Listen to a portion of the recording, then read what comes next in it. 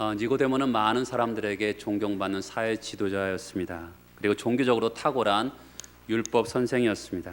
그럼에도 니고데모의 말을 듣다가 예수님이 말을 막으면서 너의 문제의 핵심은 생명이 없는 것이다, 이렇게 말씀하셨습니다. 어리둥절한 이 니고데모를 향해서 예수님께서 사람이 거듭나는 방법에 대해서 말씀하십니다. 물과 성령으로 거듭나야 된다고 말씀하셨습니다. 물은 뭘 상징합니까? 깨끗함을 상징하는 것이고, 성령은 어머니 모태로부터 오는 생명과 구별되는 다른 생명으로 거듭나는 것을 상징하는 것입니다. 기독교는요, 물론 윤리와 선행이 분명히 성경에 기록되어 있지만 1차적으로는요 생명의 종교입니다. 생명이 있어야 탁월한 재능과 헌신도 가치가 있고 의미가 있는 것입니다. 여러분, 사람이 정말 거듭났는지는 눈으로 볼 수 없습니다. 그렇죠? 어떻게 그 사람의 생명을 눈으로 볼 수 있겠습니까? 그래서 예수님께서 비유로 말씀하셨죠. 바람을 비유로 말씀하셨습니다. 바람이 어디로부터 오는지는 알 수 없지만 바람이 부는 것을 우리 피부를 통해서, 나뭇가지의 흔들림을 통해서 바람이 부는구나 라는 영향과 결과를 통해서 바람이 부는구나라는 것을 알 수가 있습니다. 그런 것처럼 생명도 눈으로 볼 수는 없지만 그 사람에 나타나는 어떤 표지라든지 증거를 통해서 나타난다는 것입니다. 3장 8절의 맨 마지막 부분, 저를 따라서 해보시겠어요? 성령으로 난 사람도 다 그러하니라. 뭐가 그래요? 바로 바람이 어디서부터 부는지는 알 수 없지만 바람의 영향과 결과를 알 수 있는 것처럼 성령으로 난 사람도 어떤 특징이 있다라는 것입니다. 그 특징을 통해서 그 사람에게 생명이 있음을 알 수 있다는 것이에요. 여러분, 사람마다 외모도 제각각이고 또한 거듭나는 것도 각자 제각각인 것을 볼 수가 있어요. 일치하지는 않습니다. 세세한 부분까지는. 그런데 생명 있는 사람들의 어떤 유사하고 공통점이 있습니다. 여러분을 니고데모라는 사람의 자리로 한번 세워놓고 보겠습니다. 많은 성도들은 이렇게 생각합니다. 나는 예수 믿을 때 이미 과거에 거듭났습니다. 한 번 성도는 영원한 성도입니다. 그러므로 오늘 이 거듭남에 대한 이 제목의 설교는 저랑 상관이 없는 것 같습니다.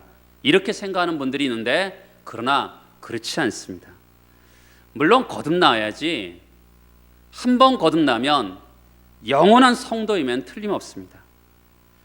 누구도 부정할 수 없는 영원한 생명이 그 안에 있습니다. 그런데 여러분, 성경을 잘 보세요. 얼마나 많은 말씀들이 우리의 믿음이 바르게 되어 있는지, 믿음으로 살아가고 있는지, 믿음으로 행하고 있는지 자신을 돌아보라고 성경은 계속적으로 우리에게 촉구하고 있습니다. 한 번 구원받은 사람은 끊어질 수 없는 은혜에 분명 있어요. 그렇지만 나는 구원받았으니까 나는 문제 없겠지, 그렇게 지나가지 말고 내가 믿음에 서 있는지 스스로 검증해 보라고 성경은 계속적으로 우리에게 말씀하고 있습니다. 예수님의 이 말씀, 거듭나야 한다, 이 말씀을 신앙의 초보자에게만 해당되는 말씀으로 생각하고 지나가서는 안 되는 거예요. 여러분 자신을 니고데모처럼 딱 세워놓고 나에게 분명 증거가 있는지, 나에게 거듭남의 진짜 표시가 있는지 한번 점검해 볼 필요가 있는 것이죠. 신앙인은 끝없이요, 내가 하나님 앞에 딱 서서 내 믿음이 진짜인지 확인하는 사람이 신앙인입니다.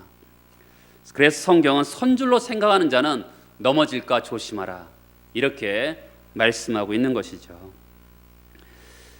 그래서 오늘 말씀은 여러분 모두에게 해당되는 것이 틀림이 없습니다. 성경은 요한복음 3장 8절에 성령으로 난 사람들은 다 그러하니라. 생명의 증거가 무엇이죠? 예수를 믿고 거듭난 사람은 증거가 있다는데 그 첫 번째 증거는 뭐냐면 영적인 관심사와 영적인 지각이 열리는 것입니다. 여러분, 우리는 거듭나기 전에는 육신적으로 살았습니다. 저와 다른 사람을 볼 때 어느 대학 나왔어? 어느 가문 출신이야? 어느 직장에 다녀? 육신적인 것에 관심이 많습니다. 그런데 거듭나면 어떻습니까? 영적인 관심사가 생깁니다. 내가 하나님과 바른 관계에 서 있는지 자기 자신에 대해서 생각해 봅니다. 다른 사람들과도 그래요. 다른 좋은 관계에 지나지 말고 바른 관계에 있는지 생각해 보는 순간이 있습니다. 이렇게 부부들 보면 싸우지 않고 사는 부부들도 있습니다. 그런데 싸움은 하지 않지만 성경이 말하는 둘이 아니요 하나라는 그 말씀을 그 삶 속에서 실천하지 못하는 부부들도 굉장히 많습니다. 거듭나기 전에는 남들 보기엔 괜찮은 부부예요. 거기에만 만족하지 않고 거듭난 다음에는 정말 우리 부부가 하나로 소통하고 있는지, 나는 정말 남편다운지, 나는 정말 아내다운지 하나님 앞에서 다시 한번 나 자신을 생각하는, 말씀 앞에서 다시 한번 생각해보는 영적인 관심사가 늘어난다는 것입니다. 자녀들을 기를 때도 마찬가지죠.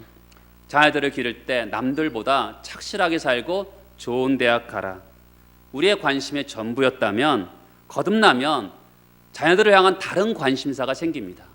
내 자녀가 정말 생명 있는가, 영적인 관심사가 생기는 것이죠.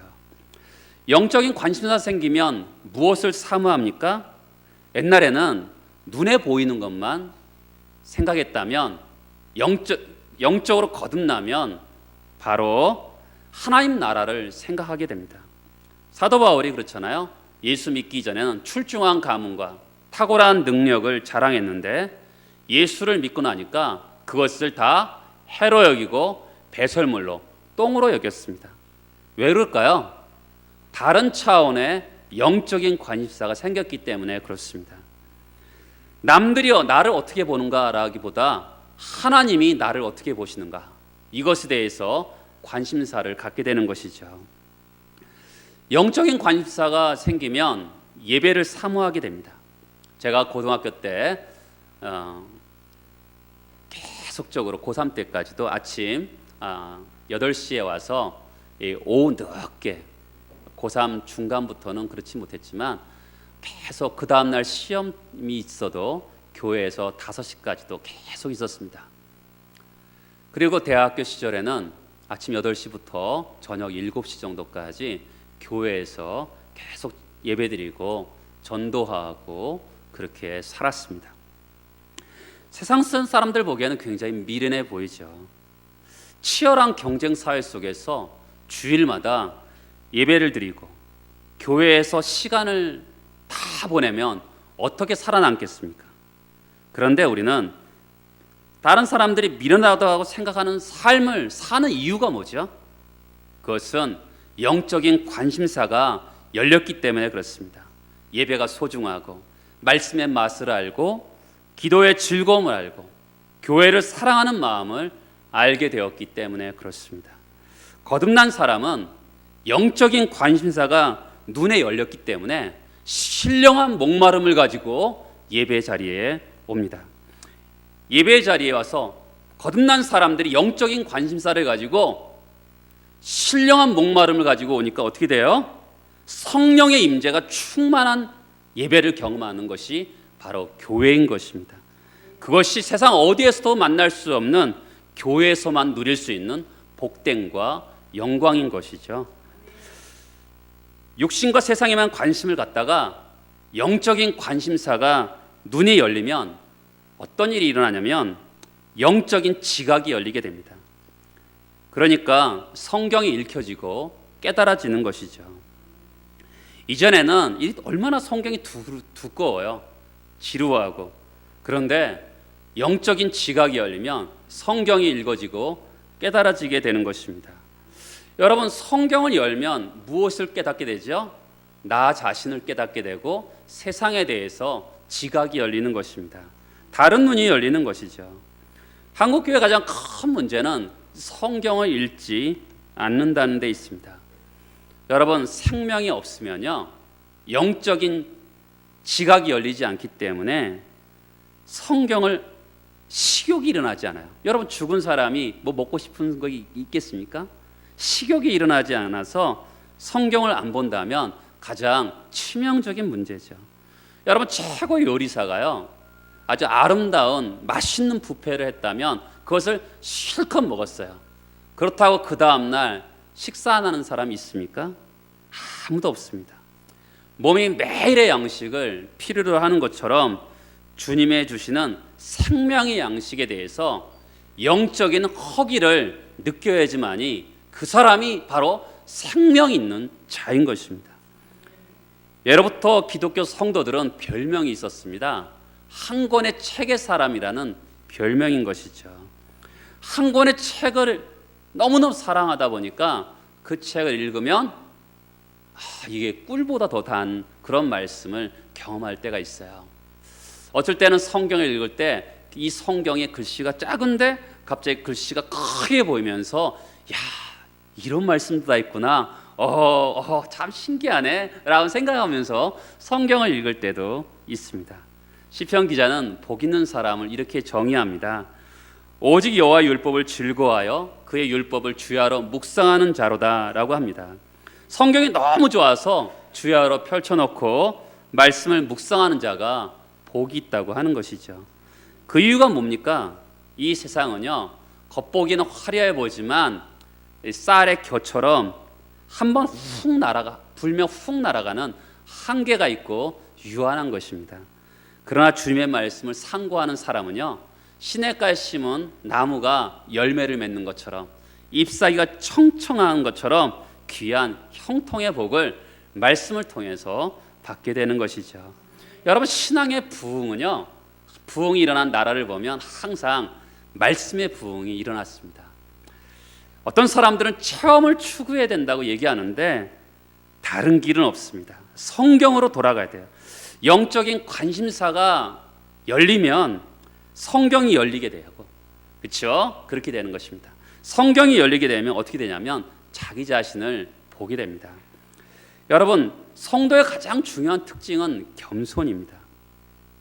이 치열한 경쟁 사회 속에서 어떻게 겸손할 수 있겠습니까? 성경이 열어주는 자기 자신을 볼 때 겸손할 수 있는 것이죠. 세상 사람들은 다 외적인 조건으로 나 자신을, 사람을 평가하지만 성도는요, 하나님 앞에 딱 서서 성경이 열어주는 지각이 열리니까 자기 자신에 대해서 확실하게 보게 되는 것이죠. 자기 자신을 너무너무 보는 거예요. 이 세상은 자기에 대해서 긍정적인 사고를 가지라고 외치는 이 세상에서 깨어진 심령을 가지고 오라 나는 공고한 자로다, 누가 이 사망의 몸에서 나를 건져내랴, 이렇게 탄식하며 우는 사람이 바로 기독교인입니다. 영적인 지각을 열리면 마귀의 존재를 알게 됩니다.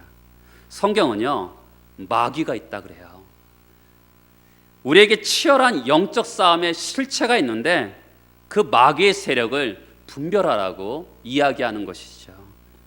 그래서 상대방을 볼 때 육신의 눈을 넘어서 영적인 눈으로 바라볼 때가 있습니다. 배후에 있는 영의 존재를 보면서 그 사람에 대해서 불쌍히 여기는 마음을 갖게 되는 것이죠. 요한계시록은 세상을 바벨론이라 그래요. 바벨론이란 나라가 굉장히 황금이 많고 화려했습니다. 근데 참된 성도는요, 이 세상을 알아요. 보통 성경은 세상하면 여러 가지가 나옵니다. 세상하면 사람을 이야기할 때도 있고요, 세상하면 이 세상의 가치관, 하나님이 없는 방식에 대해서 말하는 것이 대부분입니다. 그러니까 제가 여러분들에게 이 지금 세상이라고 얘기하는 것은 하나님이 없는 가치관에 대해서 말씀하고 있는 것인데요, 이 하나님 없는 이 세상, 이 세상을 성경은 미워하라고 이야기하고 있습니다. 그렇다고 은둔 생활을 조정하고 금욕주의를 하라는 것은 아닙니다. 여러분, 기독교는요 굉장히 사실적이고 이 세상 속의 그리스도인을 강조하는 종교입니다. 그런데 이 세상을 지배하는 가치, 하나님이 없는 어떤 방식에 대해서 그것을 꿰뚫어 보고 미워하라고 성경은 이야기합니다. 성도는요 물질과 돈, 마귀가 있는 이 세상을 미워하고 거스를 수 있는 이 존재는, 이 땅에 있는 존재는 성도밖에 없습니다.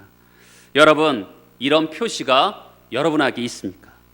이 세상을 지배하는 정신이나 가치와 나는 도저히 같이 할 수 없다, 그러면서 이 세상에 대해서 저항하고 있습니까? 이것이 생명 있는 자의 중요한 표시인 것이죠. 세상에 따라가는 것은, 물을 보세요. 죽어있는 물고기는 그냥 물길 따라가지만 살아있는 물고기는 물을 거스러 가는 것처럼 이 세상, 하나님이 없는 이 세상에 대해서, 가치에 대해서 그것을 거스러 갈 수 있는 것이 거듭난 자의 표시라는 것입니다. 또한 여러분과 제가 거듭나면 말씀이 깨달아지고 나 자신에 대해서 알게 되고 영적인 실체를 보게 되고 이 세상을 꿰뚫어 봅니다. 뿐만 아니라 내 안에 또 다른 인격이 있음을 압니다. 누구든지 그리스도의 영이 없으면 그리스도의 사람이 아니라는 말씀이 있습니다. 성령으로 거듭나면 우리 안에 성령님이 들어와 계세요. 그러니까 우리가 거듭난 사람은 나를 볼 때요 자기 안에 있는 또 다른 인격을 볼 수 있는 영적인 안목이 필요합니다. 그게 생명 있는 자의 모습입니다. 여러분, 우리가 이 땅의 위인전기의 자서전을 보세요. 항상 자기중심이고 다 부모 이야기고 친척 이야기만 있습니다. 그런데 성도는 어떻습니까? 나에게 간섭하시는 하나님에 대한 인식이요 신앙의 핵심입니다. 여러분, 우리의 인생은요 나 자신의 이야기로만 구성되지 않습니다. 성도는요 하나님에 대한 이야기를 빼고는 할 수가 없는 것이 성도의 인생의 핵심입니다. 여러분, 우리 성도들끼리 대화 나눠보세요. 하나님이 내 삶에 간섭하기 시작했어요. 아르면서 간증하잖아요. 그렇죠? 하나님이 내 삶을 만지기 시작하셨어요. 나 전혀 예측하지 못했는데 하나님이 내 인생을 이끌어가고 계세요. 이렇게 인정하는 것이 바로 내 안에 성령님이 계시다고 고백하는 바로 예수 믿는 사람들의, 거듭난 사람들의 표시인 것입니다. 삶의 어떤 순간에서도요 모태에서부터 받은 생명과 성령으로 받은 이 생명이요 충돌이 일어나요. 그렇죠? 옛사람 때문에 마음 아파할 때 많잖아요. 우리의 자아를 보면서 너무 아파할 때도 참 많습니다. 그런데 동시에 내 안에 무슨 선한 것이 있겠습니까? 근데 나도 생각할 수 없는 착한 생각이 떠오르는 거예요. 왜 그렇죠? 내 안에 계신 성령께서 우리에게 착한 생각을 떠오르게 하시는 것이죠. 두 번째 큰 주제를 보면 내 안에 성령님이 계시면 성령님을 닮아가고 성령님으로 인한 열매가 맺혀지게 됩니다. 부부 생활은 참 신묘막측한 것 같아요. 어떤 부인들은 우리 남편은 사랑하고 존경할 만한 사람입니다, 이런 분들이 있어요. 그런데 보편적인 것 같지는 않습니다. 우리가 그때 실수한 것 같아요. 그런 분들이 사실 더 많은 것이 사실입니다. 그런데 참 부부는 놀라운 것 같습니다. 어떤 사람은 서로 사랑하고 존경하는 사람이 있는가 하면 맨날 싸우기도 하고 낙심하는 부부인데도 너무 흥미로운 것은 부부가 서로 살면서 닮아간다는 것입니다. 마찬가지로 우리 안에 성령님이 들어오셨어요. 거듭나면 성령님이 들어오시는데 성령님과 우리가 먹고 마시면서 내주하시는 표시로 열매를 맺게 되는 것이죠. 이 열매는요 생명이 있다는 증거입니다. 포도나무에 포도 열매가 맺히는 게 당연하겠죠. 우리는요 원래 어떤 나무죠? 나쁜 나무입니다. 모태에서부터 죄를 가지고 태어났기 때문에 좋은 열매를 맺을 수 없는 돌감람나무였습니다. 그런데 돌감람나무였던 불과했던 우리가 예수의 대속의 은혜로 창감람나무인 예수께 접붙임을 통해서 열매를 맺게 되는 것이죠. 우리가 원래는 돌감람나무였는데 창감람나무의 접붙임을 통해서 예수로 말미암는 열매를 맺게 되는 것입니다. 성경에는 9가지 열매를 얘기하고 있어요. 사랑과 희락과 화평과 오래 참음과 자비와 양성과 충성과 온유와 절제의 열매를 말씀합니다. 제일 먼저가 뭐죠? 첫 번째는 사랑입니다. 사람은요 원래 자기만 사랑합니다. 우리가 자기 자식 사랑하고 배우자 사랑하는 것은 자기 자신이기 때문에 그렇습니다. 사람은 본래 자기 외에는 다른 사람을 사랑할 수 없는 그런 존재입니다. 그런데 성령이 내주하시면 하나님을 사랑하고 이웃을 사랑하게 됩니다. 사랑하되 어떻게 사랑하죠? 조건 없이 사랑합니다. 그리고 두 번째로 어떻게 사랑합니까? 희생하면서 사랑하는 것입니다. 제가요 대학교 때 1학년 때 제가 정치가가 되고 싶었습니다. 그러니까 어떤 마음이 들어요? 조국을 사랑하고 이 사회를 사랑하게 되었습니다. 근데 어느 날 하나님께서 저에게 홍순주라는 배우자를 만나게 되었습니다. 근데 제가 분명히 한국을 사랑하고 이 사회를 사랑했는데 이 하나님이 이 막연하게 한국과 이 사회를 사랑했는데 하나님이 구체적으로 한 사람을 사랑하라고 딱 붙여줬는데 그 사람을 사랑하기가 정말 어렵습니다. 이기적이고 부패한 저의 실체가 드러나기 시작했습니다. 내가 변화되기보다는 네가 변화돼야지 남 탓만 하는 내 자신을 발견하게 되었습니다. 아무런 희생 없이 입으로만 생각으로만 사랑하며 살았던 나의 모습을 보게 돼요. 사랑은요 자기 부정과 자기 희생을 동반하게 되어 있습니다. 여러분 사람은 이 사랑은 하는데 얼마나 변덕스럽습니까? 그런데 성령이 내주하시면 우리가 꾸준하게 사람을 사랑할 수 있는 힘과 능력이 생기는 것이죠. 성경은 하나님을 사랑하고 이웃을 사랑하되 무조건적이고 희생하면서 꾸준하게 사랑할 수 있다는 것이 바로 성령이 우리 안에 계시는 첫 번째 열매라는 것을 성경은 말씀하고 있습니다. 두 번째 열매는 뭐죠? 희락입니다. 인생을 살아가면서 얼마나 탄식이 많아요. 하지만 이런 세상에서도요 성령이 함께 하시면 우리 삶에 희락을 누릴 수 있습니다. 예수 믿는 사람은 근심도 걱정도 없습니까? 그렇지 않습니다. 분명히 예수 믿어도 삶에 질고가 있는 것은 사실입니다. 그러나 동시에 우리 안에 희락이 있습니다. 세상 사람들은 뭔가 조건적이어야지만이 마음에 희락이 생깁니다. 돈이 생기고 지위가 높아져야지만이 즐거움이 생깁니다. 제한적인 상황에서만 기쁨이 있는데 참 신기하게도 질고와 상처와 아픔이 있지만 참 우리 안에 뭐 샘이 있는 것 같아요. 그 샘에서 솟아오는 희락이 우리 안에 솟아오는 것을 경험하게 됩니다. 세 번째 열매는 화평입니다. 어떻게 하면 평화를 누릴 수 있을까요? 북한에서 미사일 쏘고 옆에 사람들이 자꾸만 괴롭히는데 어떻게 평강을 누릴 수 있습니까? 여러분 사도 바울은 항상 성경에서는요 너희에게 은혜와 평강이 있을지어다 항상 은혜를 이야기하고 평강을 그 다음에 이야기합니다. 여러분 은혜가 뭐죠? 무조건적인 거죠. 우리에게 조건과 어떤 자격이 없는데 우리가 어떤 공로도 없는데 하나님께서 무조건적인 은혜를 베푸시는 것이 은혜입니다. 근데 그 은혜를 경험하면 어떻게 되죠? 신기하게도 우리에게 평화가 생깁니다. 왜 그렇죠? 아무 자격이 없는 자에게 은혜를 주시는데 우리가 어떤 순간 속에서도 하나님이 나를 사랑하실 것을 믿기 때문에 평화가 생기는 거죠. 그런 평화를 생긴 사람은 어떻게 하죠? 다른 사람을 향해서도 우리가 화평 있는 삶을 살게 되는 것이에요. 왜요? 하나님 나에게 무조건적인 은혜를 주셨기 때문에 다른 사람들에게도 화평의 삶을 살게 되는 것입니다. 네 번째 열매는 오래 참입니다. 오래 참는다는 것은 어떤 환경을 견뎌내는 것이 아니라 사람을 사랑할 때 오래 기다리고 믿어주는 것입니다.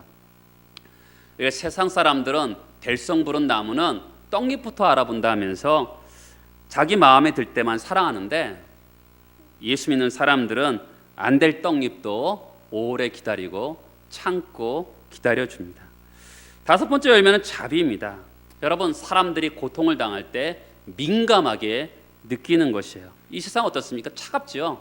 남들에게 관심도 없는 이 세상에서 사람들이 아프고 정말 힘들 때 그 사람들에게 같이 동참하고 함께하는 것이 자비인 것입니다. 여섯 번째 열매는 아파요 사람이. 마음만 자비를 베풉니까? 아니죠. 양선의 열매가 있습니다. 그 사람을 자기를 희생하면서 상대의 필요를 채워주는 것이 양선입니다. 일곱 번째 열매는 충성이죠.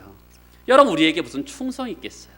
성령께서 우리에게 충성된 것을 주셨기 때문에 약속한 바를 지키게 되는 충성이 있게 되는 것입니다. 여덟 번째는 온유입니다. 진리이든지 사람이 죽고 사는 문제에서는 절대로 물러서지 않지만 그 외 영역에서는 다른 사람들의 의견을 받아들일 수 있는 온유한 마음이 생기는 것입니다. 아홉 번째는 절제입니다. 하나님 앞에서 여러분, 나 자신이 어떤 존재인지 어떤 신분인지 알기 때문에 자기 통제를 하는 거예요. 여러분, 우리 믿을 만한 존재입니까? 아니죠. 우리는 어떤 존재인지 우리 자신을 잘 압니다. 그렇기 때문에 지나침이 없도록 우리 자신을 절제하는 그런 것이 필요한 것입니다. 성령이 우리 안에 거하시면 우리 안에 성령의 9가지 열매를 맺습니다. 그리고 또 하나 볼까요? 바로 예수님의 성품입니다. 예수님의 성품 중에 첫 번째로 꼽는 것은 많은 사랑입니다. 아까 우리 성령의 9가지 열문 중에 첫 번째를 보았죠. 사랑. 우리가 보통 사랑에 대해서 설교를 하면 성도들은 이렇게 생각합니다. 아니, 사랑이 자연스럽게 우러나와야지 사랑이 되지 억지로 사랑할 수 있나요? 라고 합니다. 그것은요, 좋아하는 거예요. 여러분, 우리는 기질이 다 있습니다. 그래서 여러분, 우리 교회 안에서도요, 내가 좋아하는 사람이 있고 내가 싫어하는 사람이 있어요. 그렇죠? 저도 그렇습니다. 기질적으로 나랑 맞는 사람들은 훨씬 더 대화가 저도 편하고요. 그렇습니다. 그렇죠? 그건 좋아하는 거예요. 좋아하는 것은 좋아할 수도 있고 기질적으로 싫어할 수도 있어요. 근데 성경은 우리에게 좋아하라고 얘기하지 않아요. 사랑하라고 얘기하는 거죠. 이 사랑은 명사가 아니고 어떤 감정적인 게 아니라 정말 자기를 깨트려서 동사로 구체적인 실행을 하는 것이 사랑이라고 성경은 이야기하는 것이죠. 그러니까 한국 사람들은 사랑하면 정서의 영역으로 생각하기 때문에 실패하는 겁니다. 여러분, 자연스럽게 사랑이 일어납니까? 성경은 그 사랑을 그렇게 이야기하지 않아요. 사랑은 그건 좋아하는 거고요. 사랑이라는 것은 애쓰고 수고하는 것이죠. 예수님이 우리를 사랑하셨어요. 이처럼 사랑하셨는데 어떻게 하셨습니까? 십자가에 죽기까지 사랑하셨죠. 왜요? 원수된 자, 연약한 자, 죄인된 자를 위해서, 우리를 위해서 돌아가셨습니다.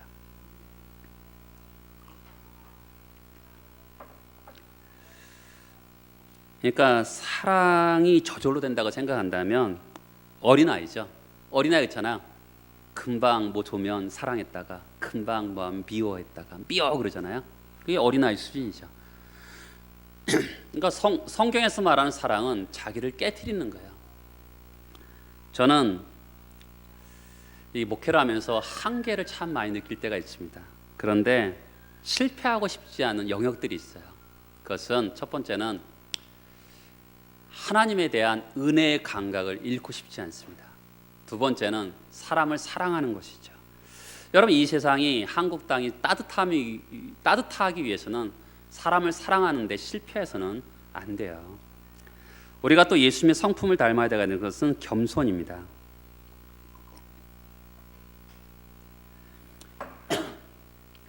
믿음의 선조들은 참 위대한 부분이 있어요. 여러분, 유럽에서 절대 왕정 시대에도요, 세상에서는 왕이지만 교회 오면 한 명의 성도였습니다. 절대로 교회에서 왕의 역할을 하지 못하겠습니다. 한 명의 성도로 받아들였어요. 구약 성경에서 위대한 인물 중에 한 사람이 이사야인데요. 이사야가 이사야 6장에 보면 하나님의 영광을 본 다음에 화로가 나여 망하게 되었도다, 이렇게 이야기합니다. 자기 자신의 바닥을 본 것입니다. 주님을 만나면요, 자기 자신의 바닥을 봐요. 여러분, 어느 사람이 은혜 받은 사람인 줄 아세요? 오라 나는 공고한 사람이로다. 누가 이 사망의 몸에서 나를 건져내랴. 자기에 대해서요, 절망해 본 사람만이 하나님의 은혜를 깨닫는 거예요. 내 잘났다라고 생각하는 사람이 무슨 하나님의 은혜를 깨닫겠어요? 자기의 바닥을 본 사람만이 그 다음에 하나님의 은혜를 바라볼 수 있는 거예요. 그것이 바로 겸손인 것이죠. 그럼 성령의 열매를 맺었습니다. 그리고 예수의 성품을 누리게 되었어요. 그러면 저를 따라서 해보시겠어요? 어디를 향하는가? 이게 중요해요.